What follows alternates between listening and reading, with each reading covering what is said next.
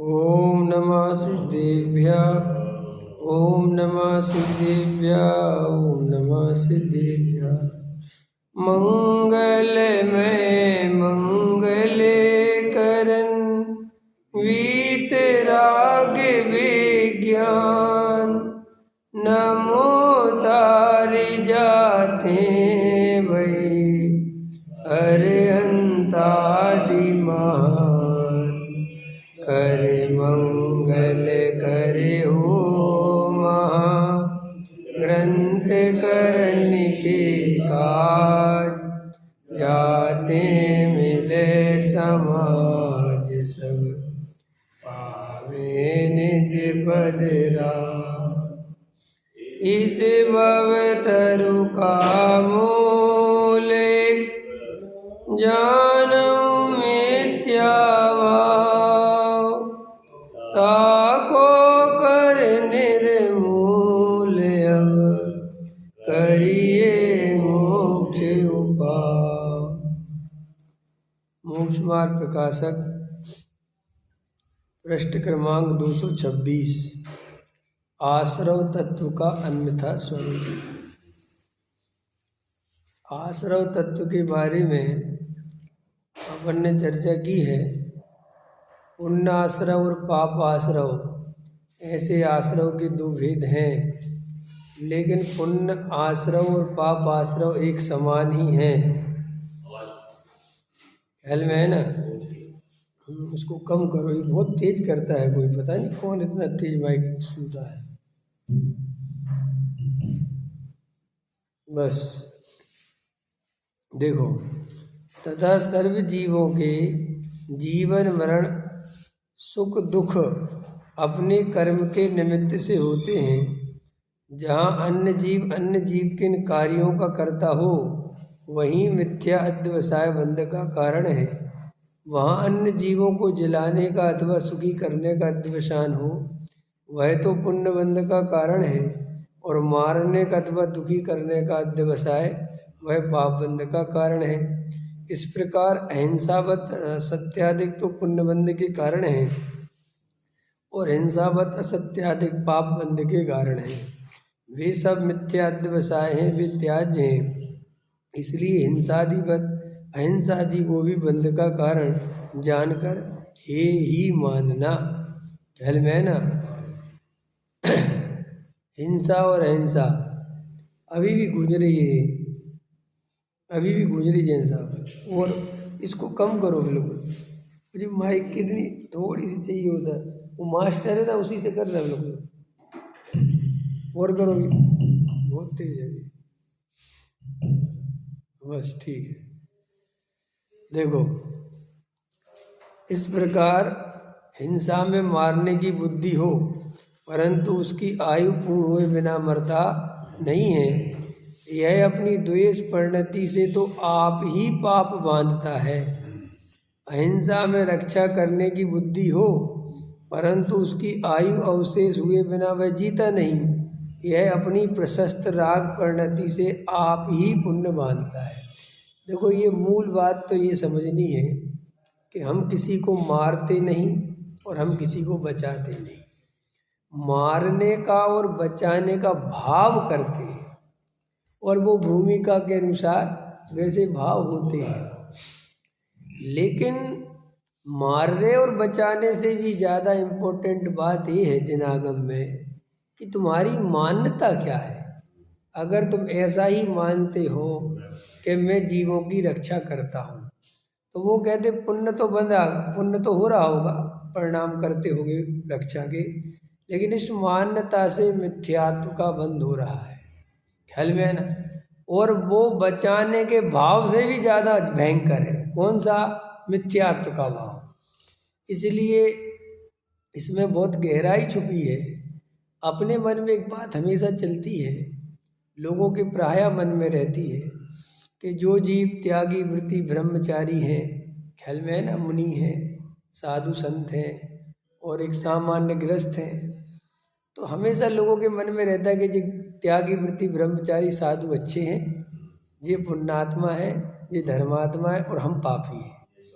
ये कॉमन बात है।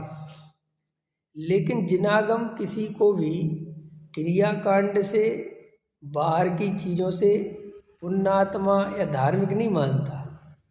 जैन धर्म की जो बेसिक स्थिति है, जो जैन धर्म का मूल है, वो है मिथ्यात्व। जैन धर्म कहता है अगर जीव के मिथ्या दर्शन है, और मिथ्या दर्शन है और उसके बाद वो दया, दान, पूजा, भक्ति, व्रतशील, संयम आदि पालता है, और वो इस लेवल की पालता है कि वो मुनि बन गया, वो इस क्वालिटी की, इस लेवल की क्रिया पालता है कि वो साधु बन गया, दिगंबर साधु हो गया, और अपनी क्रिया में कोई दोष नहीं लगाता, तो भी जैन धर्म कहता है कि भाई मिथ्यात्व है, इसके कारण ये जीव मुक्त नहीं हो सकता। ख्याल में मिथ्यात्व है, इसके कारण ये जीव कभी मुक्ति को नहीं पा, माने मुक्ति तो थोड़ी बहुत आगे की बात है, सम्यक दर्शन की प्राप्ति भी नहीं होती।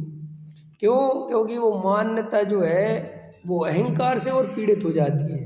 मिथ्यात्व तो है ही, लेकिन वो क्रियाकांड के कारण अहंकार का नशा हो रहा जाता है कि मैं धार्मिक हूँ। नहीं समझ में? जैसे अभी हम और आप, तो हम अपने को सामान्य समझते हैं, लेकिन एक क्रियाकांडी हो और आत्मा की खबर नहीं हो, तो उसके अंदर आप देखोगे सरलता बिल्कुल नहीं मिलेगी आपको, आप सरलता पाओगे नहीं।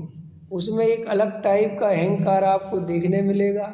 वो लोगों से पुजवाने का भाव पूरा रखेगा, लोग उसे नमस्कार करें, उसकी वंदना करें, उसको नमोस्तु करें, नमस्कार करें, जय जिनेंद्र करें, उसको बड़ा माने, उसको ऊंचा बैठाएं, वो बराबरी पर नहीं बैठ सकता तुम्हारी। एक ब्रह्मचारी तुम्हारी बराबरी पर नहीं बैठ सकता, खड़ा रहेगा वो, लेकिन वो तुम्हारे साथ नीचे नहीं बैठेगा। कि क्यों? कि उसको ये लगता है कि मैं बड़ा हो गया। ये इस बात की निशानी है कि इसके मिथ्या दर्शन है। नहीं समझ में आया? तो क्रियाकांड लोग कहते साहब पुण्य, दया, दान, पूजा, भक्ति पाप से बचने के लिए। अरे भाई, पाप से बचने के लिए कर तो लोगे, लेकिन प्रॉब्लम ये है कि तुम उससे अहंकार पुष्ट करोगे, और अहंकार से बड़ा पाप नहीं है। क्यों नहीं है? क्योंकि अहंकार इतनी बेहोशी लाता है, इतनी बेहोशी लाता है कि आपको कुछ होश ही नहीं रहता। जैसे पैसे वाले अपने पैसे के मद में ऐसे फूले रहते हैं कि उन्हें गरीब आदमी दिखते ही नहीं, उन्हें सब कीड़े मकोड़े दिखाई देते हैं। उनके बात करने का तरीका कैसा होता है, बहुत बेकार। कोई को नेताओं को देखो आप, बड़े बड़े जो नेता बन जाते हैं, बड़े बड़े पदों पे ऑफिसर, वो अहंकार में चलते हैं। ख्याल में? चपरासी बपरासी को और आम पब्लिक को तो बिल्कुल कीड़ा मकोड़ा समझते हैं। ऐसे गाड़ी में बैठे रहते हैं और ऐसे देखते हट हटा उनको, अपने उनसे कहते हैं चार आगे भी चलते हैं, हटाओ सबको। ख्याल में है नहीं? तो जैसे वो अहंकार तो तुम्हें समझ में आता है, ऐसे ही क्रियाकांड का भी अहंकार होता है। बड़े महाराज, बड़े महाराज, बड़े साधु, अरे भैया बड़े साधु हैं, अरे उनके सामने ऐसे मत खड़े हो, अरे उनके सामने ऐसे मत उठना, अरे उनके सामने ऐसे मत बैठना, अरे उनके सामने से हाथ पे हाथ रख के मत खड़े होना। मतलब अपन तो एक ब्रह्मचारी को भी ऐसा बना देते हैं जैसे वो भगवान सिद्ध ही हो गया हो। ख्याल में आया कि नहीं आया?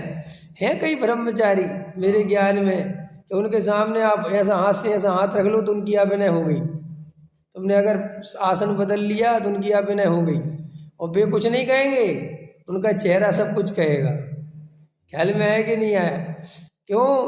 कि साहब गुस्सा क्यों आ गया? कि साहब किसी ने आसन बदल लिया। वो क्यों गुस्सा क्यों आ गया? जिनवाणी की अभिनय हो गई। ख्याल में आया कि नहीं? ऐसे सच पूछो, जिनवाणी की अभिनय की चिंता नहीं है, अपने अहंकार की चिंता है। वो तो जिनवाणी के नाम से उसको लगाते हैं। ख्याल में? काय के नाम से लगाते हैं? जिनवाणी के नाम से। ये उस दिन मैंने कहा था ना, जागृत होना सीखो जीवन में। तुम लोग बेहोशी में जीते हो, इसलिए जीवन में कुछ नहीं मिलता। ये छोटी छोटी बातों पे करते रहोगे जिनवाणी। अभी तुम्हारे मोबाइल में दुनिया भर की जिनवाणी है, उसको सीधा रखते हो कि आड़ा टेढ़ा कैसा रखते हो, कहाँ रखते हो कि नहीं साहब। और वो तो अरे जिस सब द्रव्य क्षेत्र काल भाव से बदलती हैं चीज़ें, इनमें आपको लकीर का फकीर नहीं बनना, आपको विवेक जागृत रखना है, आपका विवेक ज्ञानवान होना चाहिए।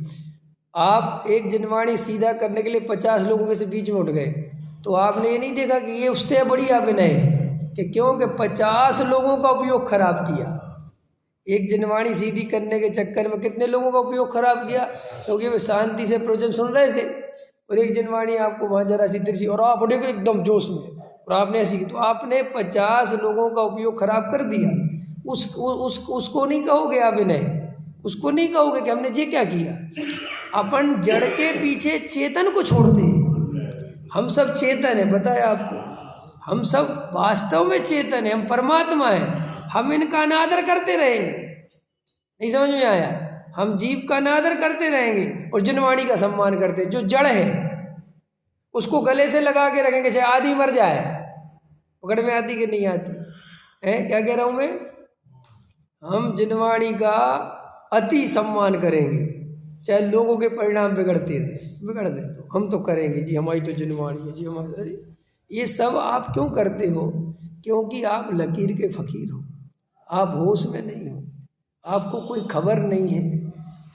कल ये जो पुण्य पाप है, याद रखो, सम्यक दर्शन के बिना कोई भी जीव कितने ही कोशिश करे पुण्य करने की, पुण्य होता ही नहीं। वास्तविक ऐसा पुण्य होता है जो मिथ्यात्व के साथ बनता है, और मिथ्यात्व के साथ बंधा हुआ पुण्य पाप ही है। क्या कहा मैंने? चलो बोलो, इस लाइन को बोल लो। मिथ्यात्व के साथ बंधा हुआ पुण्य पाप ही है। ये पाप ही क्यों है? क्योंकि उसका फल भी संसारी है, और जिसका फल संसार हो उसे पुण्य कैसे कहें? पकड़ में आ गई बात? तो इसलिए ये जो पुण्य पाप के भेद हैं, और अपन जो अंतर करते हैं कि साहब अरे अपने से तो अच्छे हैं, कोई अपने अपने बच्चे अच्छा और बुरा नहीं होता। सीधी सी बात है, मिथ्यात्व नहीं हो तो अच्छा है, मिथ्यात्व हो तो चाहे मुनि भी हो कोई काम का नहीं है। सीधा गड़े समझ में आए? और जे अपन जे लोगों को अरे साहब अरे, और देखो दूसरों को पहचानना बहुत सरल है। मैंने आपको बताया, अज्ञानी जीव अगर क्रियाकांडी होगा, ज्ञानी होगा तो बहुत सरल होगा। ज्ञानी की सरलता देखते बनेगी आपसे, ज्ञानी की सरलता ही गजब की है। और अज्ञानी अगर क्रियाकांड में आगे बढ़ गया तो उसका अहंकार पूरा क्रियाकांड पर रहेगा। उसके चलना उठना बैठना, लोगों से बात करना, उसके चेहरे पर सरलता नहीं मिलेगी आपको।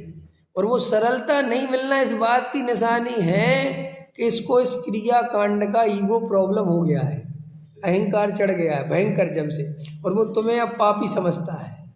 ख्याल में? कितने रात को पानी पीते हड़प, ये उसकी किस बात की निशानी है कि ये अभी उसी क्रियाकांड में लग गया। इसीलिए बिना विवेक के कभी क्रियाकांड मत करना। अंदर भाव नहीं हो, जबरदस्ती किसी के कहने से मत करना। देखो भाई, मन की क्या गति है, मन का क्या स्वरूप है। एक प्रश्न आया था कि साहब मन एकाग्र नहीं होता, आत्मा में तो छोड़ो, हमारा पूजा ही में मन एकाग्र नहीं होता, पूजा में भी मन इधर उधर भटक जाता है। ख्याल में है कि नहीं आया? जाप देते हैं तो ना जाने मन कहाँ कहाँ चला जाता है, पूछ स्वाध्याय में बैठते हैं तो मन भटक जाता है, और ध्यान करने बैठो तो पूछो ही मत क्या होता है। ख्याल में है कि नहीं आया? ये सभी लोगों की कॉमन प्रॉब्लम है। ये प्रॉब्लम क्यों है? ये मन लगता क्यों नहीं है? सोचा कभी आपने? पहले मन का स्वरूप समझो। मन हमेशा द्वंद्वात्मक है। मन कैसा है? द्वंद्वात्मक। वो एक चीज पे नहीं टिकता। मन अनेकों चीजों से बना हुआ है, माने अनेकों चीजों का संग्रह मन है। मन जो है वो द्वंद्वात्मक है। मन एक तरफ नहीं चलता। मन कहता है पूजा भी कर लो, और मन थोड़ी देर में कहता है छोड़ो यार पूजा में क्या रखा, घर चलो। ये मन की कहानी। मन हमेशा द्वंद्वात्मक जीता है। वो आपको एक जगह नहीं टिकाता। वो कहता है ये भी कर लो, ये भी कर लो, ये भी कर लो, ये भी कर लो, ये भी कर लो, ये भी कर लो, ये भी कर लो।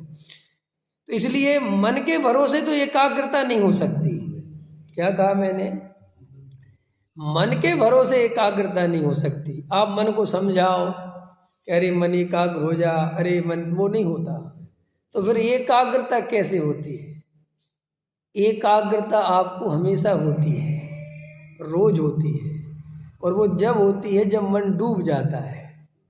जब मन हट जाता है और आप रह जाते हो तो एकाग्रता होती है। ऐसा होता है? मन कहीं डूबता है कि नहीं डूबता?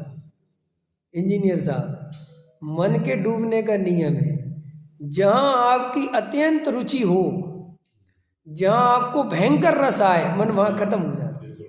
मन की एक निशानी है, आप जहाँ डूब गए मन वहाँ से हट जाता है, फिर वो आपको डिस्टर्ब नहीं करता। इसलिए आप देखोगे आपको 3 घंटे फिल्म में किसी की याद नहीं आती। तो आपको एकाग्र होना नहीं आता ऐसा तो नहीं है, आपको एकाग्र होना तो आता है। अगर आपको एकाग्र होना नहीं आता तो आप 3 घंटे फिल्म में कैसे एकाग्र हो गए? वहाँ आपको मन ने डिस्टर्ब नहीं किया, वहाँ मन को दुकान की याद नहीं आई, वहाँ मन को घर की याद नहीं आई, कुछ नहीं हुआ, क्योंकि वहाँ पर इतना रस आया। और उसमें भी नियम है जैन साहब, रस आना चाहिए उस फिल्म में। अगर फिल्म में रस नहीं आया तो देखो फिर तुम्हारा मन कहता है छोड़े फिल्म, फिर वो मन आ जाता है। मन क्या है? मन एक ऐसा ड्राइवर है आपका। मन पता कैसा है? समझो मन कैसा है, अभी समझो, उदाहरण देता हूँ तो समझ में आ जाए। मन बिल्कुल ड्राइवर की तरह है। अगर आप गाड़ी में बैठे तो ड्राइवर पूछेगा कहाँ चलना है, कब क्या पूछेगा ड्राइवर? समझ लो ड्राइवर तो गाड़ी स्टार्ट करके बैठा है एकदम ओके अपनी सीट पे, और आप गाड़ी के अंदर आओगे तभी वो पूछेगा साहब कहाँ चलना है। अगर आप गाड़ी के बाहर हो तो ड्राइवर को आपसे कोई लेना देने नहीं, वो शांति से बैठा हुआ है। आप उसकी गाड़ी में एंट्री करोगे तो वो आपको तुरंत बोलेगा कहाँ चलना है। बिल्कुल मन उस ड्राइवर की तरह है। अगर आप कहीं रस लोगे तो मन डिस्टर्ब नहीं करेगा आपको, और आपका रस वहाँ छूटा तो मन तुरंत कहेगा बोलो अब क्या करना है, अब कहाँ चलना है। पकड़ में आ गई? मन कैसा है? बिल्कुल ड्राइवर की तरह, उसको आपसे कोई मतलब नहीं, वो तो आपका गुलाम है। आपने दुकान में सामान खरीद रहे हो, परचेज कर रहे हो, शॉपिंग कर रहे हो, ड्राइवर शांति से बैठा है, समझ में आया? उसे कोई मतलब नहीं आप 2 घंटे में और 3 घंटे में, वो आपकी हेडेक है। आप 2 घंटे बाद गाड़ी में, वो तुरंत पूछता है कहाँ चलना है, अब बताइए। मन ऐसे ही कहता है तुम 3 घंटे फिल्म में रस लो, हम तुमसे कभी न दुकान याद दिलवाएंगे, न मकान याद दिलवाएंगे, न कुछ याद दिलवाएंगे, लेकिन तुम्हारा रस टूटा और मन आया। जैसे ही तुम्हारा वहाँ से रस टूटा तो चूंकि मन तुम्हें खाली नहीं छोड़ता बिल्कुल, कि तुम कहीं रस भी ना लो, ख्याल में आए ना, और शांति से, वो कहता नहीं कहीं तो रस लेना पड़ेगा, कि जी हमारा फिल्म में मन नहीं लग रहा, तो वो कहता दुकान के बारे में सोचो। समझ में आया कि नहीं आया? खाली नहीं, या तो रस लो या फिर कहीं सोचो। तो वो अब मन की गति समझ में आ गई तुम्हें? तो ये जो मन है, आप मन के भरोसे एकाग्र नहीं हो सकते। इसीलिए ये बात अपन इस लाइन का अर्थ नहीं निकाल पाते कि हमारे यहाँ पर आचार्य भगवंतों ने सम्यक दर्शन का एक लक्षण लिखा, रुचि सम्यक्त है। एक लक्षण क्या बताया? पर द्रव्यंते भिन्न आप में रुचि सम्यक्त भला है, रुचि शब्द डाला। उनने कहा कि आत्मा की सच्ची रुचि सम्यक दर्शन है। गजब की बात है। अब मैं जब इसको पढ़ता था तो मैंने कहा यार आत्मा की रुचि का नाम सम्यक दर्शन, तो हमें तो आत्मा की रुचि है तो क्या हम सम्यक दृष्टि है? अंतर समझ में आया कि नहीं? हम पढ़ते थे जब, और मैंने कहा 5 लाख मोक्षुओं को आत्मा की रुचि है, अथवा कहीं पर भी जो आत्मा को सुनता है समझता है उसको सबको रुचि है, तो क्या सबके सब सम्यक दृष्टि है? कि वो रुचि जो तुम समझ रहे हो वो बहुत ऊपर ऊपर है। तो फिर वहाँ कौन सी रुचि को कहा? कि वहाँ ऐसी आत्मा की रुचि कि जिसमें इतना रस आए कि दुनिया भूल जाए, वो सम्यक दर्शन है। ख्याल में है कि नहीं है? तो अभी जो हमारी बेसिक प्रॉब्लम है, हमारी बेसिक प्रॉब्लम ये है कि साहब हमारा पूजा में मन नहीं लगता। हम पूजा तो रोज करते ही ईमानदारी से, आते भी हैं सुबह बराबर, लेकिन सच्ची बात ये है कि हमारा पूजा में मन नहीं लगता और हमारा मन इधर उधर घूमता है। वो मन क्यों घूमता है? वो मन क्यों घूमता है? अभी मैंने इसका जवाब आपको पहले दे दिया है। वो मन क्यों घूमता है, वो ड्राइवर क्यों पूछता है बार बार कि कहाँ चलना है? क्योंकि आप मन की गाड़ी में बैठे हो, आप मन की गाड़ी से पूजा में उतरे ही नहीं, आप पूजा में गए ही नहीं। आपने सिर्फ बाहर से पूजा का ढोंग तो किया, लेकिन आपका रस नहीं आया पूजा में। और आप कभी भी देख लेना, जिस दिन आपको पूजा में रस आ जाएगा, उस दिन दुकान की याद नहीं आएगी, उस दिन मकान की याद नहीं आएगी, उस दिन बच्चों की, घर की, परिवार की, मोहल्ले की, पड़ोस की, कहीं की भी याद नहीं आएगी। बस शर्त है कि पूजा में रस आना चाहिए। और कभी कभी रस आता है ना, रस कई तरह से आता है। कभी कभी कोई अच्छी लय बन गई पूजा में, लय में मजा आ गया, अच्छे भाव बन गए, एकदम बढ़िया शब्द आए, एकदम खो गए उन शब्दों में। कभी अच्छा म्यूजिशियन आ गया, उसने अच्छा म्यूजिक बजाया, और अच्छी पूजा गाने वाले ने अच्छी पूजा गाई, अब वो रस आ गया, अब भूल गए, तो देखो आपका मन एकाग्र हो गया पूजा में। इसका मतलब ये है कि आपको जहाँ भी मन एकाग्र होना है, वो शब्द है मन एकाग्र, सीधी सी बात है, रुचि ही एकाग्रता है। क्या होना चाहिए? मन को एकाग्र नहीं करना, आपकी रुचि होनी चाहिए उस विषय में, मन अपने आप एकाग्र हो जाएगा। होता है कि नहीं?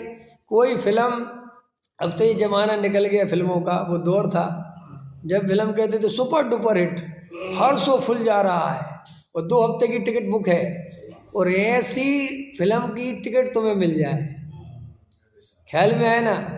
और फिर जो मन एकाग्र होता है अंदर जाके, वहाँ आप देखोगे वहाँ कोई किसी को कुछ कहता नहीं, लेकिन वहाँ सुई करने की भी आवाज़ आ जाए, सब ऐसे बैठे रहते हैं एकदम। और वहाँ पे देखो, हम तुम्हें जानते नहीं कि तुम कौन हो, वहाँ पे आदमी कितना अलर्ट होता है, हम तुम्हें जानते नहीं कि तुम कौन, फिर भी तुम बात करो, भाई साहब चुप बैठो, देखो कैसा डरता भी नहीं, यार हम जानते नहीं, इसको चुप कहने के लिए कैसे कह दे।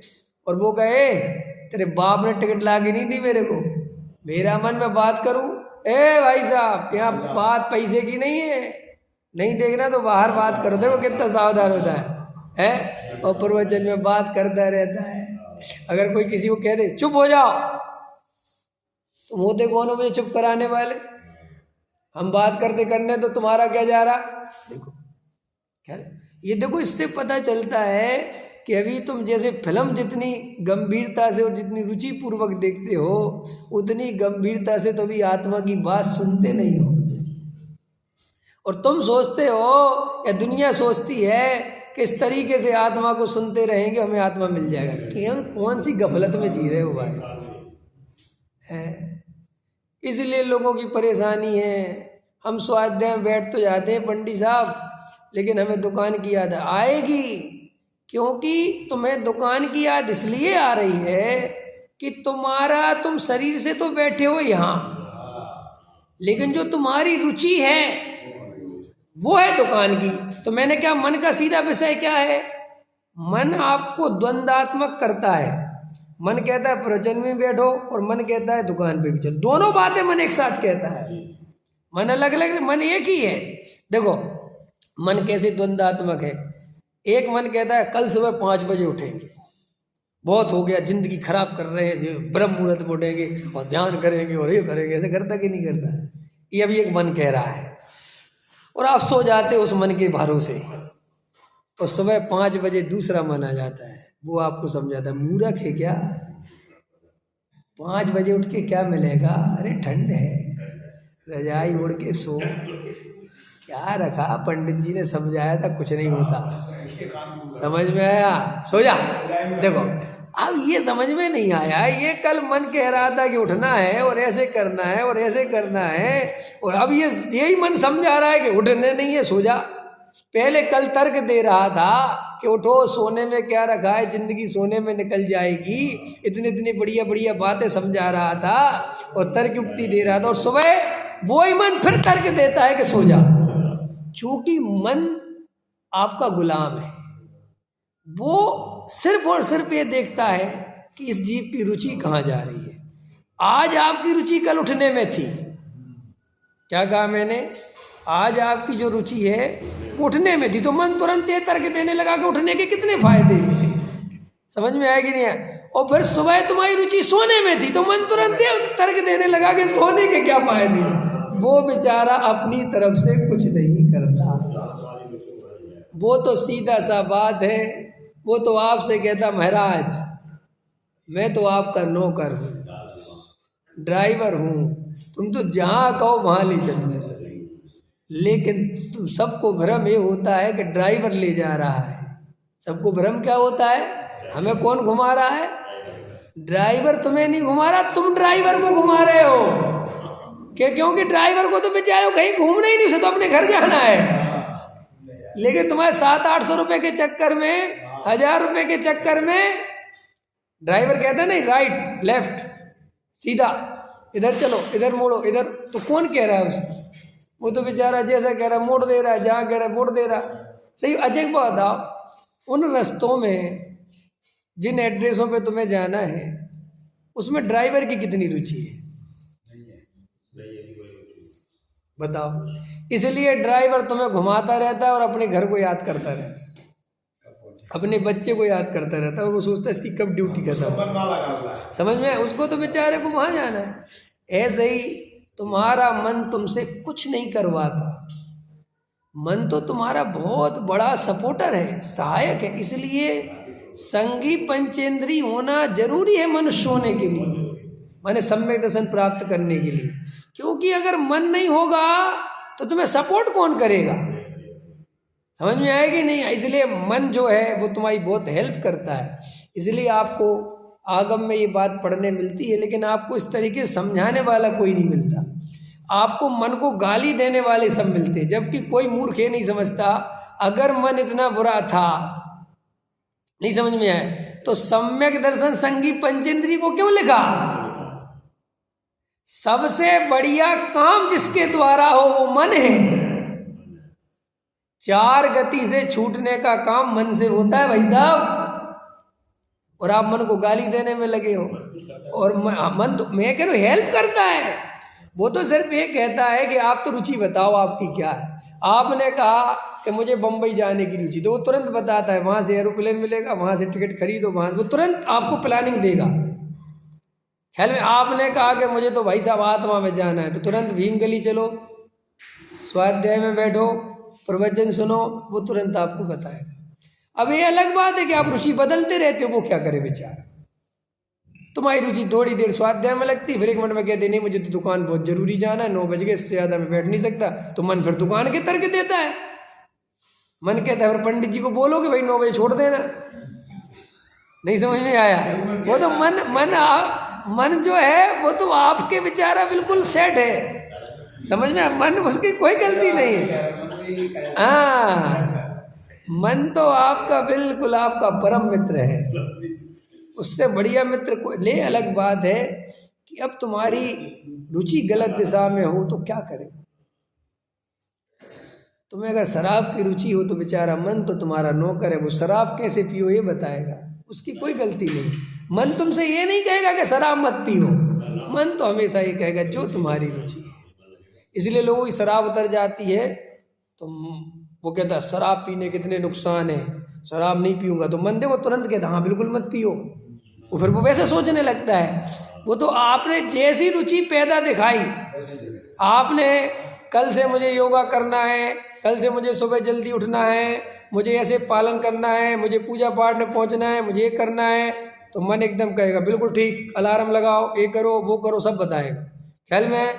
और सुबह तुम्हारा मन जो है दूसरे तर्क देगा, क्योंकि तुम्हारी रुचि काय में है, सोने में, तो वो कहेगा अलार्म फट से बंद करो, ये डिस्टर्ब कर रहा है, और रजाई जल्दी तानो और सो जाओ। हाँ वो उसी ने लगाया। अरे वही तो कह रहा हूँ मैं। देखो दुनिया कैसी है, लोग अपनी पत्नी से बोलते हैं, हालांकि अब तो हो सकता है पत्नी पति से बोलती हो पहले का जमाना अलग था, आज का जमाना अलग है, फिर भी अपन वही ले लो ताकि ठीक रह जाए। पति अपनी पत्नी से बोलता है कि मुझे सुबह जल्दी उठा देना, ठीक है कि नहीं? और सुनो वो कहता है, और कहता उठा देना बहुत ध्यान से, पत्नी कहती ठीक है भैया उठा दे। अब पत्नी उठाती है, तो कोई काम नहीं है, सोने क्यों नहीं? अरे आपने ही तो बोला। हाँ बोला था, चल जाओ इधर से। ये भैया ये क्या हो रहा है? अंत समझ में है? मतलब ये सब आप समझ लो, गणित है ये सब आपको समझना है फंडे, कि भाई हम अपने ही आप को ठग रहे हैं। तुम्हारा मन कहता पूजा में चलो, पूजा में तुम दौड़ के पूजा में जाते हो, समझ आया? रुचि कहती अब पूजा में चलो, पूजा, और पूजा में तुरंत तुम्हारी रुचि पड़ी कहाँ है? स्वाध्याय की नहीं, फैक्ट्री की, दुकान की, घर की, तो वहाँ की याद। अब तुम कहते पूजा में मन एकाग्र ही नहीं होता हमारा। इसलिए नहीं होता कि तुम पूजा कर रहे हो जबरदस्ती, अंदर समझ। और सही पूछो तो हमारे जीवन में अर्थ खो गया, हमारे जीवन में आनंद खो गया, हमारे जीवन में कोई रस नहीं है। उसका मात्र कारण ये है कि हम अपनी जिंदगी को बहुत विरुद्ध आयामों में जी रहे हैं, विरोधी धारा में जी रहे हैं।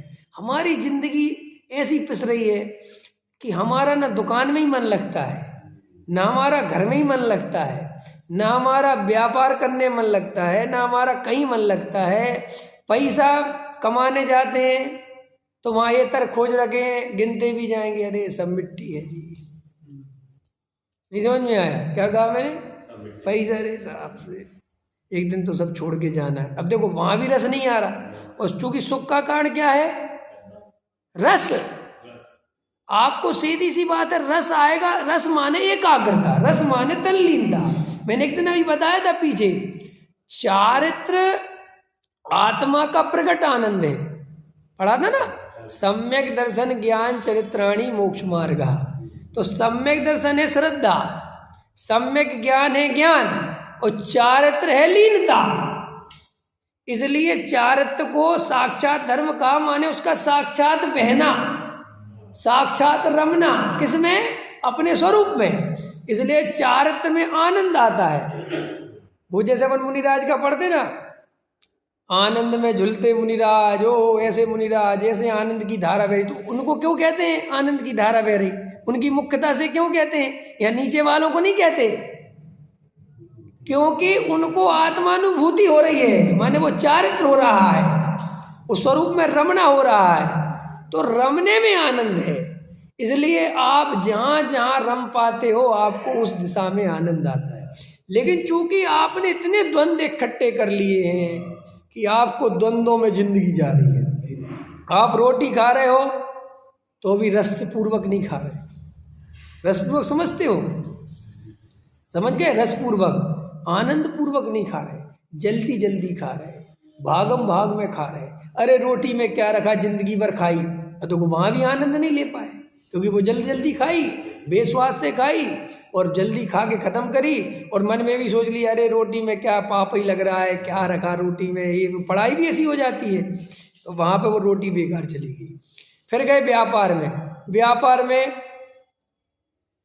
अरे कर भी रहे हैं, लगे भी हैं, पढ़े भी हैं, और अंदर से जो है ये भी सोच रहे क्या रखा व्यापार में। अरे भैया समय सार छोड़ के बताओ, ये व्यापार में लगे हैं, सो वहाँ पे भी रस नहीं आता। और जब यहाँ समय सार की क्लास में बैठते हैं, अरे पंडित जी तो खींचे ही जा रहे हैं, वहाँ मेरी दुकान का क्या होगा, सो यहाँ समय सार में भी रस नहीं आता। समझ में आया ना? आप अपने जीवन को देखोगे, आपने जीवन में कहीं रस लेना सीखा ही नहीं। आत्मा के रस में बैठते हो तो साथ में दुकान मकान सब लेके चलते हो। सो आत्मा से भी गए, क्या कहते हैं, आधी गई, आधी के चक्कर में पूरी भी गई, ना आधी मिली ना पूरी मिली, कुछ नहीं मिला। आप देखो अपने जीवन को, इसलिए आपका जीवन अत्यंत तकलीफ देह होता जा रहा है, क्योंकि आप कोई भी काम रसपूर्वक कर ही नहीं रहे। पैसा कमा भी रहे हो और परिग्रह का डर भी सता रहा कि नरक ना चला जाऊं, और मन कह रहा कमाओ और वो कह रहा नरक ना चले जाओ, सब द्वंद्व इकट्ठे चल रहे हैं। अब तुम कहते हमारा मन एकाग्र नहीं होता, कैसे होगा? विषय भोग भोगने की इच्छा भी है, अंदर भयंकर दबा रखी इच्छाएं, और मन कहता है पाप लगेगा, रहन दो। अब वो सब द्वंद्व, ना यहीं के ना वहीं के, क्योंकि वास्तविकता ये है तुम्हारे जीवन के जो जीने के तरीके हैं वो इतने बेढंग के हैं, तुम्हारा कोई निर्णय नहीं है। पूजा करने का निर्णय सही नहीं है कि पूजा बहुत आनंद से करनी है, अपने को कहीं नहीं सोचना, हमें पूरे इसमें डूबना है, उसमें भी नहीं डूबते। पूजा में मैं देखता हूँ अधिकतर सारा मन बाहर लगा रहता है, बर्तन जमाने में, सामग्री चढ़ाने में, व्यवस्था बनाने में, पुस्तक देने में, रखने में, उठाने में, इसी काम में। ऐसा लगता है नौकरी कर रखी हो जैसे। वो मालिक का तो समझ में आता है मुझे कि भाई उसको तो सामग्री इकट्ठी करनी, उसका भी समझ में आता है, वो जो आता है वो सामग्री बनाने वाला विधान वगैरह में, उसका ही मुझे समझ में आता है कि उसका धंधा है वो। तुम यहाँ धंधा करने नहीं आए हो, तुम यहाँ पूजा करने आए हो, तुम यहाँ डूबने के लिए आए हो। काहे के लिए आए हो? डूबने के लिए। यहाँ किसी का संग साथ करने के लिए नहीं आए हो, यहाँ किसी की पूजा की लय मिलाने नहीं आए हो। यहाँ काहे के लिए आए हो? डूबने के लिए। यहाँ जल की बात चंदन चढ़ाने नहीं आए हो, यहाँ अंदर में समाने के लिए आए हो। और अंदर में वो ही समा सकता है जो बाहर बचे, जो संग साथ से। अभी पूजा में क्या होता है, अरे अर्घ्य पे पहुंच के जल्दी जल्दी पढ़ लो, अरे भैया हमारी तो लाइन से मिला ही नहीं रही, इसी काम में लगे। अरे वो हटाना, देखो तो उनने उल्टी थाली रख दी, अरे देखो तो उनने सीधा रख दिया, अरे उनने अर्घ वहाँ रख दिए। इसी काम में लगे रहो, जीवन इसी में ही चला जाए। मूर्ख हो नंबर 1 के, ये नहीं सोचते कि हम पूजा करने आए कि ये सब नौटंकी करने आए। अरे करने दो ना जिसको, वो जाने उसका काम। किसी ने स्वस्थ उल्टा बना दे, तू जान, तेरा काम जान। मैंने ठेका ले रखा सीधा बनाने का, किसी ने ओम नहीं बनाया। हाँ वो मैं सब पता है रमेश जी, मुझे सब पता है। पंडित जी ने गोरख धंधे सबरे कर रखे, समझ में आया ना। तो ये सब आपके जीवन में आप नहीं समझते हो कि आप बहुत गलत ढंग से जिए। जल्दी जल्दी भोजन करने वाले जो एकदम बहुत जल्दी जल्दी भोजन करते हैं, वे कभी भोजन से तृप्त नहीं हो पाएंगे। उनके अंदर भी सोचते हैं कि हमने जल्दी जल्दी करके निपट गए, और अंदर आसक्ति रही, क्योंकि आप भोजन को पहचान ही नहीं पा रहे हो। आप व्यवस्थित, आपको जब भोजन करो तो सिर्फ भोजन ही करो, इतने उससे करो कि आपको भोजन के अलावा कोई दूसरा विकल्प नहीं। तब तो आप उससे मुक्त हो पाओगे कि आपने उसको गहराई से जान लिया। किसी चीज से मुक्त होने का सिंपल उपाय है, उसको गहराई से जानो। और आपने क्या कर रखा है, आप किसी चीज को गहराई से जानते ही नहीं। पूजा आधी अधूरी, स्वाध्याय आधा अधूरा, व्यापार आधा अधूरा। व्यापार बढ़ाने की बारी है, अरे काय को रहन तो दो जी, क्या रखा जी, अरे पंडित जी आप ही तो समझाते हो, सुतदारा हो न सीरी, और वो क्या रखा, दाम बिना, अरे साहब क्या रखा। तो ये बातें याद कर लेता है, देख ना, अब ये बातें याद कर ली, अब वहाँ व्यापार बढ़ाया नहीं, समझ। और जबकि असलियत कुछ और है, नहीं बढ़ाने की हिम्मत नहीं जुटा पा रहा है, डर लग रहा है कहीं घाटा ना लग जाए। समझ में आया ना, बड़ा बकवास जिंदगी है अपनी, और इतना छल कपट मायाचार झूठ फरेब। हमने भैया हम कुछ कहना तो चाहते नहीं, समझ में आया। तुम्हें मौका मिल जाए तो तुम भरत जी को फेल कर दो। भरत जी निकल गए ना वो, हाँ, उनने तो 96,000 करी थी, तुम 97,000 करोगे। ख्याल में है ना, मौका तो मिल जाए, तो शक्ति सामर्थ्य तो मिल जाए, वो ऐसा पद तो मिल जाए। और अभी देख लो ना, जिनको मंदिर की राजनीति करते रहे, ख्याल में है, अब बड़े लेवल की राजनीति करने में लगे तो बड़े लेवल की करने लगे। हम नेता बन गए, हम नेता की राजनीति कर, क्यों आजकल तो मंदिर में नहीं दिखाई देते, अब हम बाहर की राजनीति करने लगे। नहीं समझे? अरे ये हमारे तो पार्षद साहब थे, क्या होते, पार्षद होते हैं, ये तो पार्षद थे। तो ये तुम अगर हर्षवर्धन से कह दो तो क्या होगा, हर्षवर्धन का कहेगा चांटा मारूंगा, केंद्रीय मंत्री हूं मैं, पार्षद हटा मेरे से। अब देखो, पहले पार्षद के लिए घूमता था, समझ में आया, और अब मंत्री हूं तो पार्षद बच्चे लगते हैं। तो इसको जितना जितना मौका मिलता है ऐसे, कुछ नहीं, कोई तुम्हें होश नहीं कि हमारे जीवन में क्या चल रहा, क्यों चल रहा, किस लिए चल रहा।